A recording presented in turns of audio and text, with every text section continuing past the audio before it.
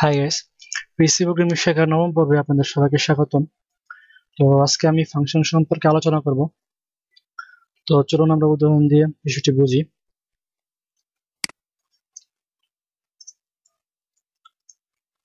তো প্রথমে function name.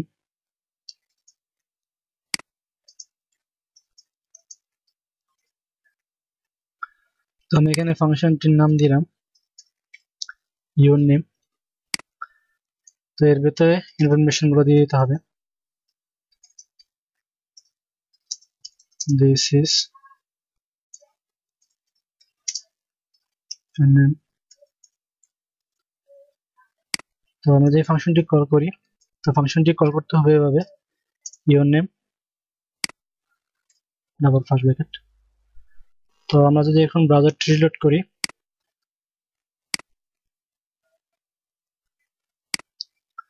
তো আমরা আউটপুটে দেখতে পাচ্ছি দিস ইজ ইউর নেম। তো এই হচ্ছে ফাংশনের বেসিক ব্যবহার।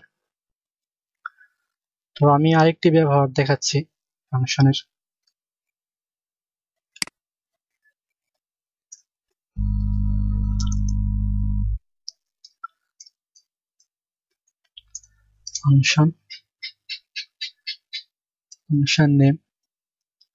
ফাংশন নেম দিলাম নেম।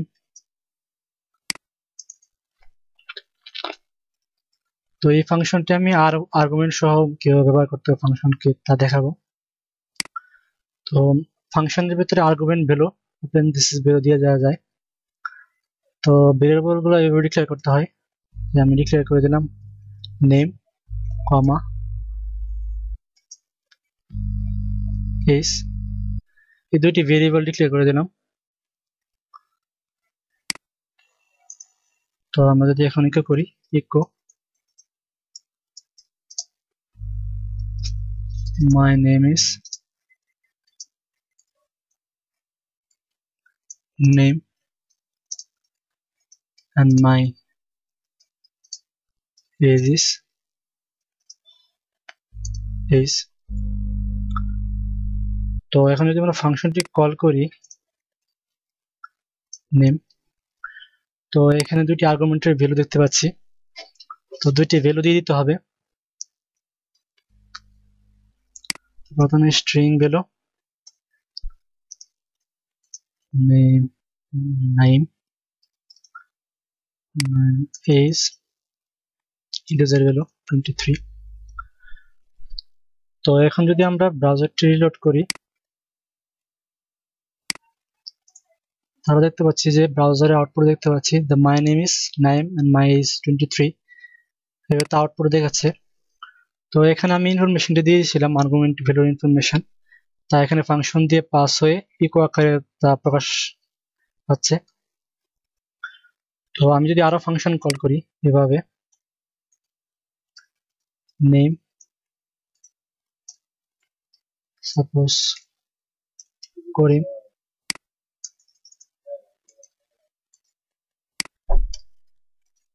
টোয়েন্টি টু,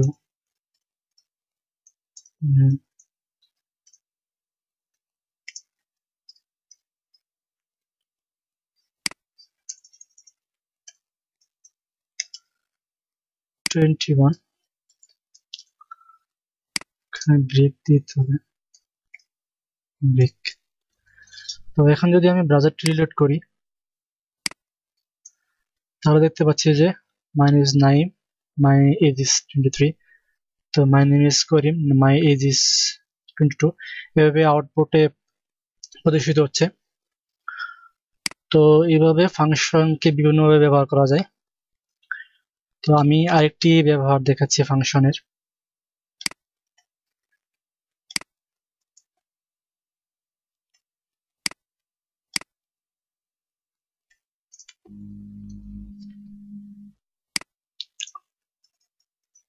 ফাংশনটির নাম দিলাম অ্যাড,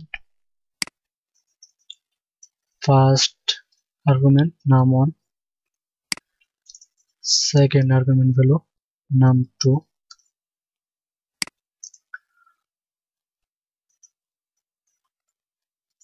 আমরা যদি দুইটি নাম 1 নাম 2 ভ্যালু দুটি যোগ করতে চাই, সাপোজ নতুন একটা ভেরিয়েবলের নাম সাম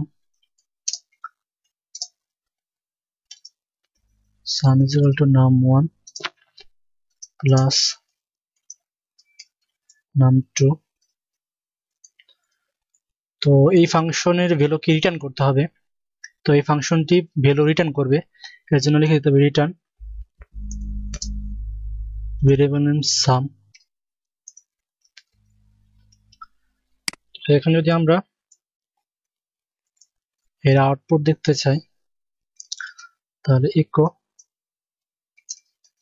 the sum result is,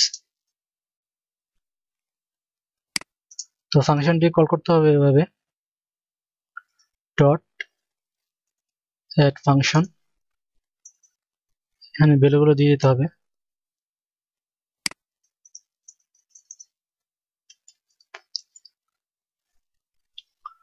তো এখন যদি আমরা ব্রাউজারটি রিলোড করি তাহলে আমাদের আউটপুটটি দেখতে পাবো। তো আমরা আউটপুট দেখতে পাচ্ছি the sum result is 58। তো এইভাবে ফাংশন দিয়ে বিভিন্নভাবে ব্যবহার করা যায়, বিভিন্ন কাজ করা যায়। তো এই ছিল ফাংশন সম্পর্কে আজকে আলোচনা। ধন্যবাদ।